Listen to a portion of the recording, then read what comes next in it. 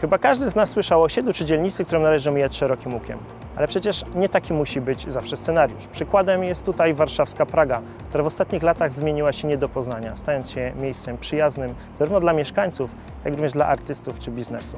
Takie projekty jak Otwarta Ząbkowska, Campus Google'a czy Centrum Kreatywności Targowa zmieniły przestrzeń publiczną na Pradze nie do poznania.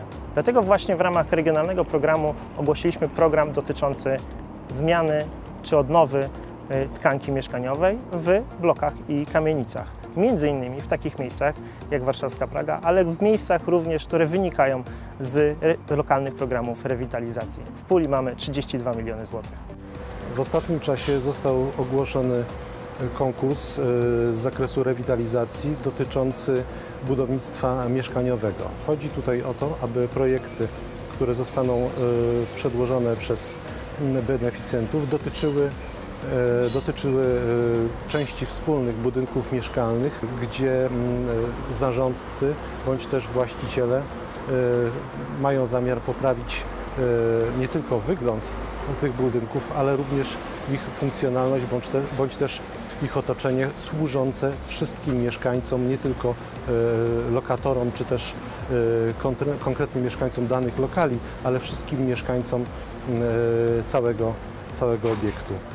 Na pewno bardzo dobrze się stało, że zdecydowano się na to, żeby udostępnić możliwość finansowania projektów nie tylko dla samorządów, ale również wspólnot mieszkaniowych i spółdzielni na projekty dotyczące samej tkanki mieszkaniowej.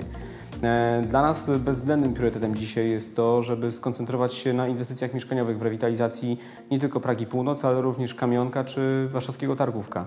Realizujemy tam inwestycje, które polegają na kompleksowej modernizacji kamienic, doposażenie ich w łazienki, toalety, kuchnie, których często w ogóle nie było w tych budynkach, ale też, co bardzo ważne, przyłączamy je do sieci ciepłowniczej. Zamierzamy złożyć oczywiście wniosek o dofinansowanie w obecnym konkursie, dlatego że liczymy na to, że dzięki temu uda się zrealizować bardzo wiele projektów, które pozwolą naszym mieszkańcom Warszawy i Mazowsza poprawić warunki mieszkaniowe, w jakich przebywają.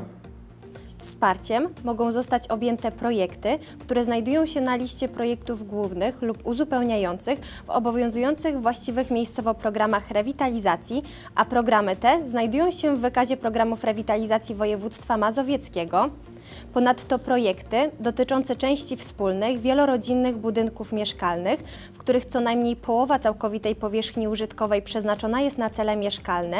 Ponadto projekty wykonalne finansowo, organizacyjnie, technicznie i technologicznie, a także efektywne, czyli takie, które umożliwią osiągnięcie wskaźników i zakładają zastosowanie koncepcji uniwersalnego projektowania. Zmiana funkcji pomieszczenia wpływa na kwalifikowalność. Jeśli planujecie zmienić na przykład wózkownię na pralnię, pozostaje to koszt kwalifikowalny. Natomiast w przypadku zmiany funkcjonalności pomieszczenia z ogólnodostępnego na przykład na pomieszczenie mieszkalne, wówczas nie będzie to koszt kwalifikowalny.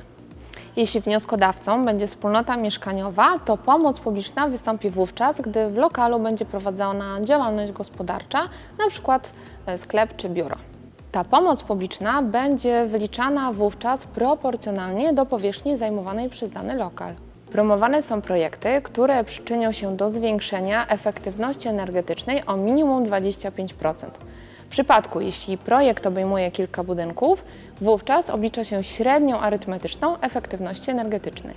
Premiujemy efektywne kosztowo projekty. Pamiętajcie zatem o tym, aby oprócz inwestycji aktywizować mieszkańców lokalnych społeczności, tworzyć nowe miejsca pracy.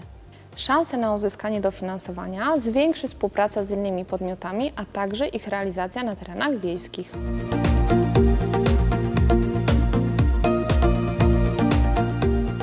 Więcej informacji uzyskacie Państwo w naszych punktach informacyjnych w Warszawie, Płocku, Ciechanowie, Siedlcach, Ostrołęce i Radomiu.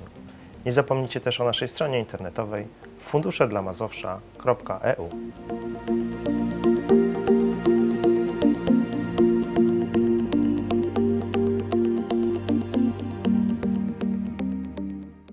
Jeśli chcecie poznać szczegóły dotyczące innych naborów, do których można aktualnie aplikować, zachęcam do obejrzenia naszych wideoinformatorów, do których linki znajdziecie w opisie do tego filmu.